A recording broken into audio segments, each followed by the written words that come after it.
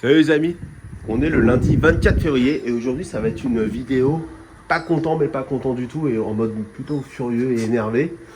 Mais avant de passer à cette vidéo un petit peu emmerdante à faire que j'aurais jamais imaginé faire, quelques petits mots. Premièrement, la météo. La météo est super bizarre. La semaine dernière, on a eu un hiver. Enfin un hiver pour nous, c'est pas comme chez vous, du 0 degré, du moins 10. Hein. Chez nous, c'est un hiver, c'est du entre 20 et 25 et il fait frais. Hein. On a eu beaucoup de pluie, ce qui est hyper étonnant parce que normalement, la saison des pluies, elle est terminée depuis déjà quelques mois. Donc on se demande à quelle sauce on va être mangé pendant la saison sèche. Et alors ça a des avantages, hein. Du coup j'ai pas eu à arroser le terrain, la température est plus supportable pour les arbres, pour nous les humains aussi c'est plus supportable.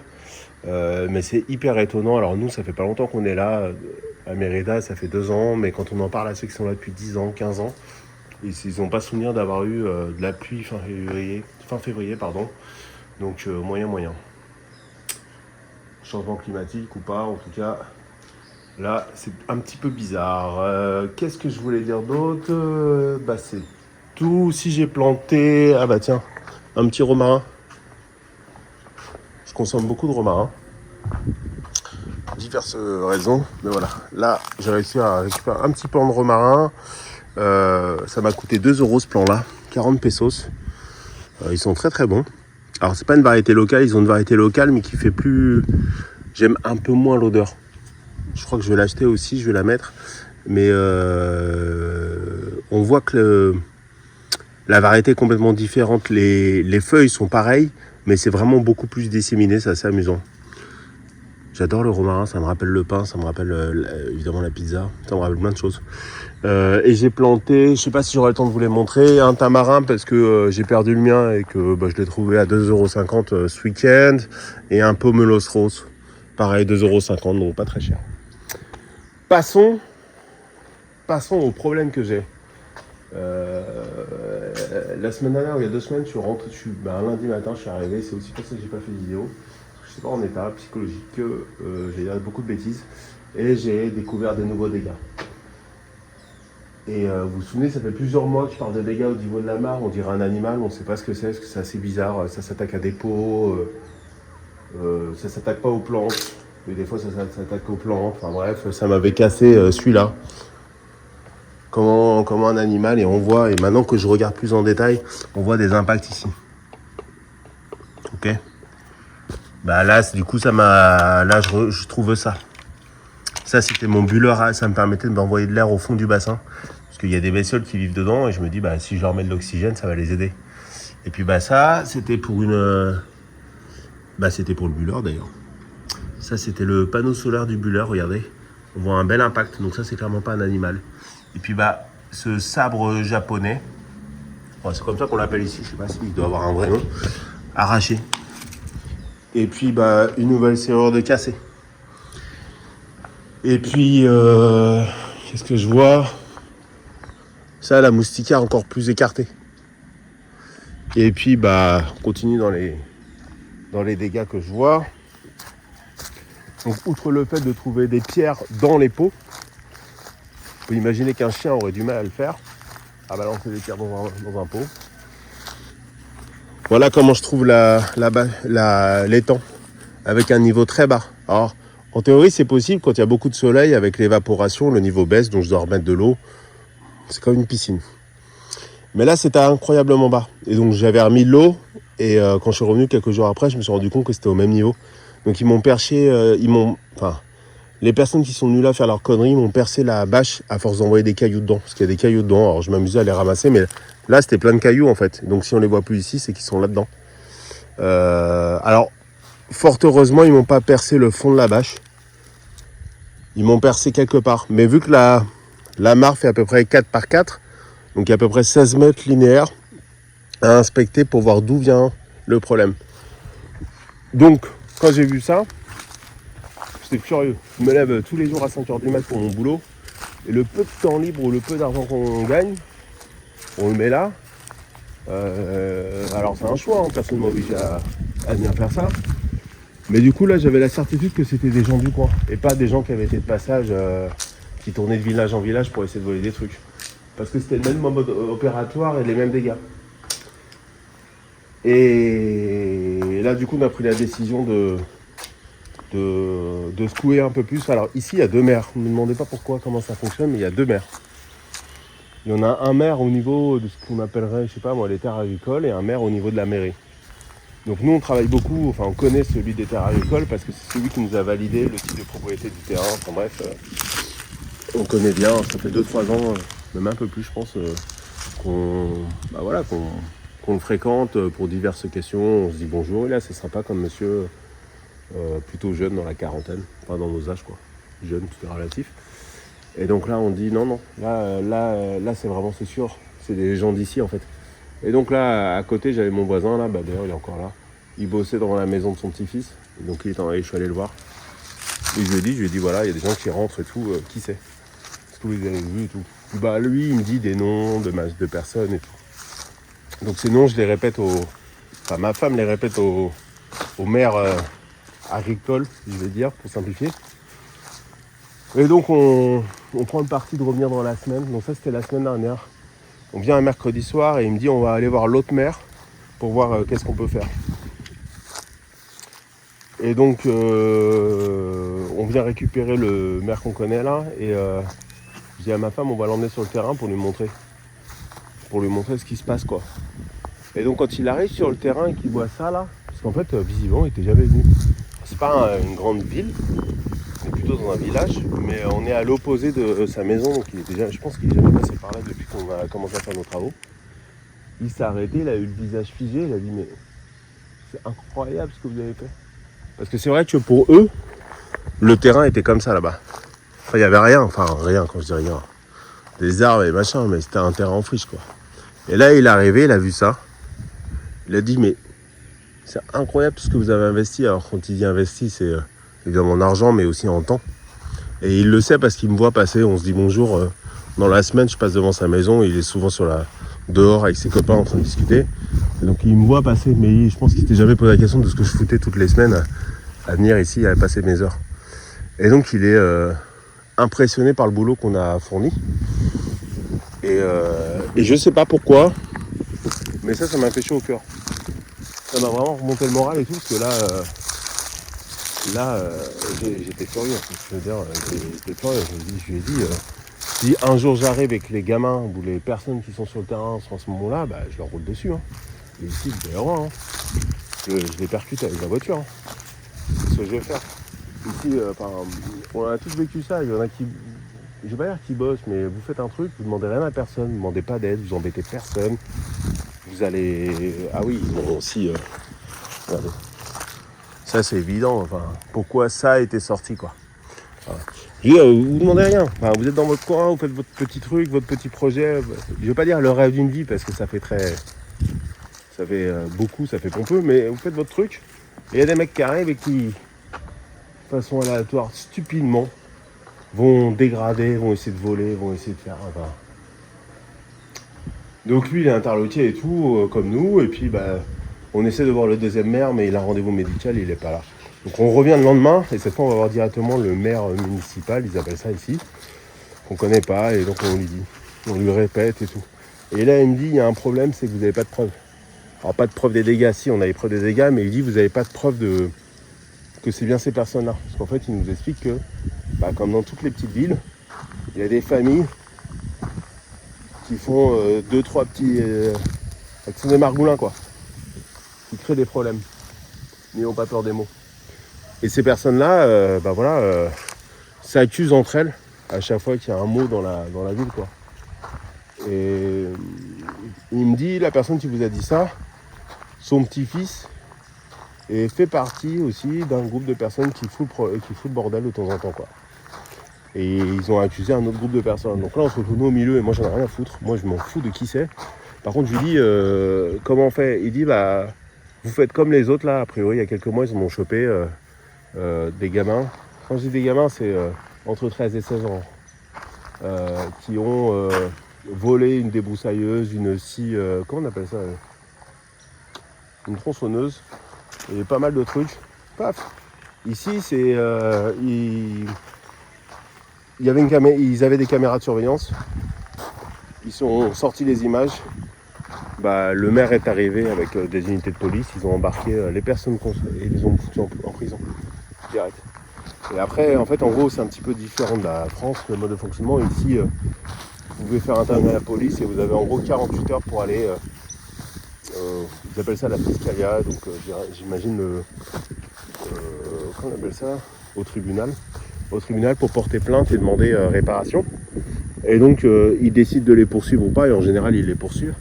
Et plus vous mettez, plus il y a de dégâts, plus évidemment les personnes vont rester en prison, et s'ils veulent sortir, ils doivent payer. Et souvent, comme c'est pas des gens qui ont beaucoup d'argent, ils peuvent pas payer. Et donc, s'ils veulent sortir, non seulement ils doivent payer, mais ils doivent signer un accord avec vous, où ils vont s'engager à vous rembourser les sommes qu'ils ont, afférentes aux dommages. Donc, le gars nous dit clairement, si vous arrivez avec des preuves, moi je fais venir 4 voitures de police et on les embarque. Il n'y a aucun problème. On a déjà les unités de police municipale et on est habitué au processus. Et moi j'ai dit, si je suis obligé de mettre des caméras pour attraper, parce que moi je m'attendais naïvement à ce que le maire aille voir la famille concernée et lui dise maintenant ça suffit quoi. Maintenant les propriétaires du terrain ils commencent à s'énerver, donc vous avez fait vos bêtises, ça suffit, vous revenez plus, vous passez plus dans ce coin-là, et stop, fini. On oublie, mais maintenant il faut que je sorte des preuves. Donc ça m'amène à un autre sujet, c'est que je vais devoir installer Starlink là-haut. Donc d'ailleurs je vais vous mettre une petite vidéo, parce que je suis monté sur le toit. Et voilà, je suis sur le toit de ma petite casita, mon petit atelier. Donc là on voit l'entrée du terrain. Puis là je vais vous montrer, on voit le terrain. Donc on a une belle vue dégagée. Pourquoi je suis monté sur le toit? C'est parce que je vais installer la Starlink. Ça y est, c'est décidé. Et donc j'ai deux solutions. Donc l'antenne elle se met évidemment sur un toit. Vous pouvez la mettre sur le toit, vous pouvez la fixer à une paroi. Il y a des supports qui sont vendus. Mais vous devez raccorder l'antenne à un routeur. Généralement le routeur il est dans votre maison. Mais dans mon cas, je pourrais le raccorder là, surtout que les routeurs de Starlink ils fonctionnent en extérieur, ils sont étanches, entièrement étanches. Mon seul problème, c'est cette prise, elle est contrôlée par un interrupteur. Donc, alors, elle contrôle en fait cette prise, j'ai fait une dérivation pour contrôler une guirlande de lumière qui est sous ce toit en tôle. Donc le problème, c'est que si je désactive l'interrupteur en bas et je le mets toujours passant, la guirlande sera toujours allumée. Donc c'est pas super de consommer de l'énergie pour rien. Et en plus ça augmente ça limite la durée de vie de mes petites lampes qui sont en dessous. Ou sinon, si je le laisse comme ça, ça veut dire que si quand j'éteins les guirlandes, j'éteins aussi le routeur de la Starlink, donc plus d'internet. Ou bien je désactive l'interrupteur en bas, je le mets tout le temps OK. Et là je rajoute un interrupteur étanche Wi-Fi pour connecter la guirlande, et ça je le mets tout le temps en passant. Donc du coup comment elle s'appelle, le routeur de la Starlink sera toujours activé. Sinon, si je mets pas le routeur ici, le sujet c'est de mettre le routeur à l'intérieur de la maison. Donc ça m'oblige à percer en façade, et c'est des blocs, c'est des blocs de 20 cm ou 25 cm. Donc pour percer, il va falloir y aller.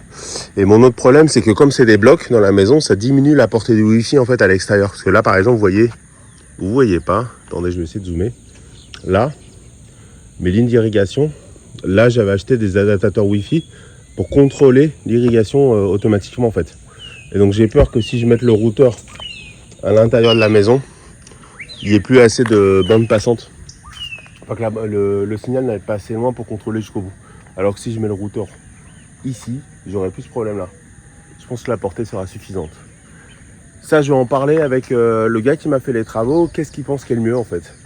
Parce que j'aimerais avoir son opinion aussi sur le fait de percer. Si j'évite de percer les façades, parce que comme on a des grosses pluies, j'ai pas envie de créer des problèmes d'étanchéité. Et surtout le câble utilisé pour le routeur est quand même un câble qui connecte la Starlink au routeur modem. C'est quand même assez épais, c'est pas un petit câble de fibre optique. Voilà pour mes réflexions. Donc pourquoi Starlink? C'est qu'ici je suis dans un petit village, il n'y a pas Il n'y a pas des grosses connexions et il faut que je puisse... ça sert à mettre des caméras de surveillance si je peux pas sauvegarder en live les images. Parce que dans l'extrême...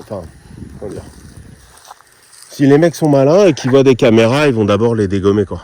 Et donc si je stocke les données sur des cartes mémoire et qu'ils me dégomment mes caméras, je verrai rien. S'ils étaient malins, il y aurait plein de façons, je vais pas les dire à la télé. Je vais pas les dire là sur YouTube, mais il y a plein de façons de passer. Mais en gros, je vais mettre mon Starlink là. Je suis en train de voir, parce que Starlink c'est l'antenne. Vous avez un routeur qui est rattaché à ça. En général, vos routeurs, comme en France, vous les avez à l'intérieur de la maison. Mais le cas de Starlink, c'est un routeur qui est étanche et qui fonctionne en extérieur, qui résiste à des températures extrêmes, à l'humidité, c'est des prises étanches, des connecteurs étanches. Donc je me dis, pourquoi pas mettre le routeur aussi à l'extérieur, protégé, sous la réserve d'eau, de façon à avoir un meilleur signal sur tout le terrain. Donc en fait, là je fous des caméras, je vais en mettre une là je pense sur la jambe de la plateforme, je vais en mettre une de l'autre côté. Je me suis acheté même des caméras solaires au cas où on ait une panne d'électricité, de façon à ce que les caméras filment bien. Alors j'ai pas que des caméras solaires parce que ça coûte plus cher et je suis pas sûr que ce soit super utile. Mais j'en ai au moins 2 qui filmeront les trucs principaux en solaire et puis j'en ai 2 normales, on va dire, qui filmeront aussi d'autres parties. Et donc j'étais furieux en fait. J'étais hyper en colère parce que je me dis je suis obligé de dépenser, donc l'installation de Starlink c'est environ 500 €. Et après j'ai 50 € d'abonnement par mois pour la connexion. Et donc je me dis c'est à cause de gamins de 13 à 16 ans qui ne sont pas éduqués, qui ne sont pas suivis par leurs enfants, parce que le maire il nous dit, nous c'est des gamins qui sont à 3h du mat', on les voit dans le village. Ils ont rien à foutre dehors, mais les parents ou les grands-parents ont complètement démissionné. Puis c'est évidemment des gamins qui consomment des substances illicites pour bien faire les choses. Et maintenant je le prends différemment, maintenant je le prends comme une opportunité ou un mal pour un bien. Parce que je me dis, je mets mon Starlink là, ça va me permettre de mettre des programmeurs un peu partout à chaque sortie d'eau. J'ai ma pompe à eau qui est reliée à un disjoncteur contrôlable par Wi-Fi. Et je me dis, je peux automatiser l'arrosage. Alors c'est pas aussi simple parce que des fois j'ai des problèmes de tuyaux qui se désengagent. Mais je me dis que ça pourrait peut-être m'éviter de venir plusieurs fois dans la semaine. Surtout dans la saison sèche. Parce que la saison sèche, quand il fait 40 degrés plein soleil tous les jours, les arbres ils souffrent en fait. Donc si je peux arroser plus souvent, peut-être que ça aiderait au développement de mes petites bébêtes. Donc je me dis, peut-être, voilà, c'est peut-être le signal que j'attendais pour je repoussais le Starlink depuis... moi c'était un des projets que j'avais dès le début, c'est pour ça que j'ai mis que des prises connectées dans l'atelier. Mais au final je me suis dit non, je peux me démerder sans, puis ça me fait faire des économies en attendant d'avoir plus de revenus. Mais pourquoi pas. Pourquoi pas. Tiens, maintenant d'ailleurs je vais remettre un peu d'eau. Je me dis, j'essaie de me raisonner, c'est pas facile parce que là j'y mets vraiment toutes mes tripes et tout, je vais pas dire toute ma santé, je veux dire... Il y a des gens qui vivent des situations bien pires que la mienne. On va pas parler des pays en guerre ou des gens qui ont des maladies graves, ce genre de choses. Mais là, c'est mon petit projet, c'est mon petit bébé. Je suis super fier quand j'emmène ma femme qui fait l'inspection. J'adore aller voir les nouveaux fruits qu'on a ou le développement de certains arbres. Et on attend tous avec impatience un nouvel arbre qui va porter des fruits. C'est super, c'est une grosse satisfaction. Et être confronté à ce genre de bêtises, c'est affligeant quoi. Surtout quand on me nique des... Alors il y a quoi ? Je vais vous montrer. Ceci m'énerve. Bon, il y a du financier. Ça m'embête de moi devoir racheter des trucs que d'autres personnes ont cassés, tu vois. Volontairement. Mais ça là, une fois que c'est cassé, vous en faites quoi ? Ça se recycle pas, on est d'accord. À la limite, là, dans ce qui se recycle, c'est éventuellement cette batterie-là. Mais tous ces trucs-là, c'est poubelle. Ça, c'est poubelle. Et donc, en gros, ça va... En fait, c'est la perte pure pour la planète. C'est-à-dire qu'on dit, aujourd'hui, on utilise trop de ressources. On crame trop de ressources sur la planète. Et faut qu'on ralentisse le rythme. Mais quand on fait ce genre de trucs... Alors déjà, moi, le fait qu'ils achètent des trucs en plastique, c'est pas super. Mais en plus, si je dois en racheter de nouveau pour combler la bêtise de certaines personnes, bah ça m'emmerde encore plus parce que ceux-là, on va rien en faire. Ils vont finir dans une décharge enterrée ou brûlée, pire, enfin j'en sais rien. Ils vont rien va faire et ça me dégoûte en fait. Vraiment, c'est. Je sais que j'ai fait des bêtises. Mes parents regardent cette vidéo, tout le temps appelé par mes profs, machin, mais j'ai jamais volontairement dégradé ou tenté de rentrer par effraction chez des gens pour leur voler une débroussailleuse ou un tournevis. Ça, j'ai jamais fait en fait. Parce qu'ils ont essayé de forcer en fait, ces petits cons. Là, il y a du jeu maintenant. J'ai jamais fait ça en fait. Et je me dis, ici, ils sont dans un village super sécurisé, avec un super climat, avec des super conditions. Enfin, les gens sont super sympas. Hein. Voilà, il y a une certaine entraide. Comme partout, il y a des trucs qui vont bien, d'autres qui vont moins bien. Mais je veux dire, on a moi qui connais bien la France, et d'autres pays en Asie par exemple, ici c'est quand même pas mal. Et voilà. Donc ils mettent ça sur le dos de certaines consommations de drogue. Moi je mets ça sur le dos de la stupidité. Et ici ce que je trouve finalement pas mal, c'est que quand les parents font défaut, il y a la police qui arrive. Hein. Il y a la police qui arrive et voilà. Et quelque part c'est un électrochoc au gamin et puis c'est à lui de savoir dans quelle voie il veut s'orienter quoi. S'il veut continuer de fréquenter les prisons mexicaines qui n'ont rien à voir avec les prisons françaises, qui elles-mêmes sont pas super cool, vas-y. S'il a compris que il pouvait. Mais en fait, quand on a été voir le maire municipal, il y a son fils qui est sorti, qui a, je sais pas, une trentaine d'années, qui est comptable, expert comptable, bien peigné avec ses lunettes, et il nous a dit, on le voit en fait. Nous, on le sait, parce que il y en a. Toute la journée, ils sont dans le village. Ils vont jamais à l'école ou jamais travailler, en fait. Voilà. Et quand eux vont essayer d'intervenir auprès des parents, ou les grands-parents, parce que je sais pas pourquoi, mais des fois, ils sont éduqués par les grands-parents, ça porte pas ses fruits. Voilà. Donc, j'étais hyper naïf. Moi, j'étais persuadé que c'était un animal ou un truc. Surtout que j'ai vu des animaux un peu chelous rôder par ici. Je me suis dit, bon, un animal, je sais pas, qui a un... Et le maire agricole qui est venu là, quand il a vu les trucs, il dit non, ça, il n'y a aucune chance sur un animal. Hein. Et je me disais, mais pourquoi ils vont pas prendre ces tuyaux? Parce que ça vaut de l'argent. Hein. C'est des tuyaux pour l'irrigation qui sont renforcés. Mais non, c'est juste pour le plaisir de détruire. Détruire, c'est tellement plus marrant. Ah, ça m'énerve.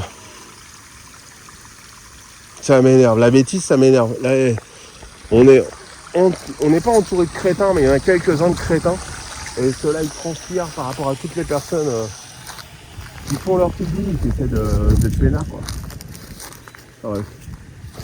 Voilà, c'était ma vidéo pas agréable. J'ai mis du temps à la faire parce que j'étais... je sais pas... ouais, j'ai mal dormi plusieurs jours. Plusieurs jours, j'ai mal dormi parce que ça me... Je me dis, mais... Parce que tout nous passe par la tête. Est-ce que c'est du racisme? Parce que je suis le seul étranger dans ce village. Et ils doivent tous me prendre pour un Américain. J'ai rien contre les Américains, mais ils doivent tous me prendre pour un Américain parce qu'ici, il y a beaucoup d'Américains. Pas ici, dans le Yucatan. Est-ce que c'est de la jalousie? Est-ce que c'est quelqu'un qui a vu ce qu'on avait fait et que, comme il ne peut pas faire la même chose, il se défoule sur nos trucs? Est-ce que c'est de l'opportunisme? Est-ce que c'est des gens dans le besoin? Non, c'est juste des crétins, quoi. Des crétins, il n'y a pas d'autre mot, quoi. Des crétins, mais bon, je vais mettre mes caméras et je suis partagé entre espérer les attraper et puis paf, aller au tribunal pour les enfoncer la tête dans la merde, quoi. Et que ils se disent ah merde, que le message des deux mères soit passé, qu'ils ne reviennent plus jamais ici, quoi. Je suis partagé entre les deux sentiments. Dans tous les cas, si j'ai des caméras et que je les attrape pas, c'est pas très grave. J'aurai des caméras pour voir tous les animaux qui passeront proche de la mer. Enfin de la mer, du lac. Hein. Oh, du lac. Du bassin. Calmons-nous. Donc ça, c'est un de mes petits fantasmes que j'ai, c'est de savoir quelles bestioles vont s'abreuver ici. Parce que tout ça, ça me fait penser à une vidéo que j'aimerais bien vous faire sur les stratégies que j'ai mises en place pour limiter. Après, j'ai pas beaucoup de retour d'expérience, mais pour limiter l'attaque des oiseaux sur mes fruits en fait. Enfin des oiseaux ou d'autres animaux. Donc la mare en fait partie, j'expliquerai pourquoi. Voilà, bah écoutez, si vous avez des conseils pour trouver une fuite sur une mare, enfin sur une bâche comme ça EPDM, vas-y, je suis preneur parce que là je sens que je vais y passer un petit peu de temps. Je vous dis à très bientôt les amis, et encore une fois je suis désolé pour cette vidéo qui n'est pas super intéressante. Ah oui, c'est ça que je voulais vous dire, finir sur un truc qui n'a rien à voir avec le choucroute, mais qui m'a pris la moitié de ma matinée, donc je vais lui faire l'honneur de le passer dans ma vidéo.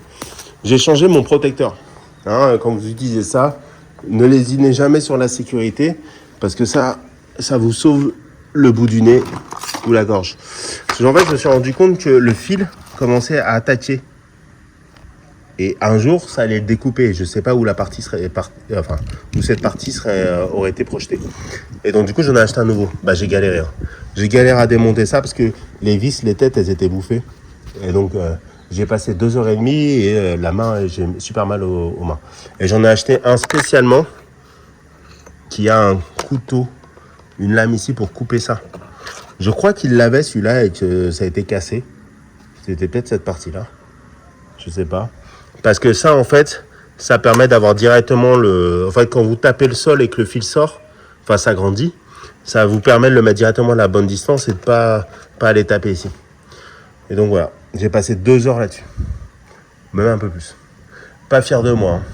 Pas fier de moi du tout. Mais j'y suis arrivé et ça a l'air de bien tenir.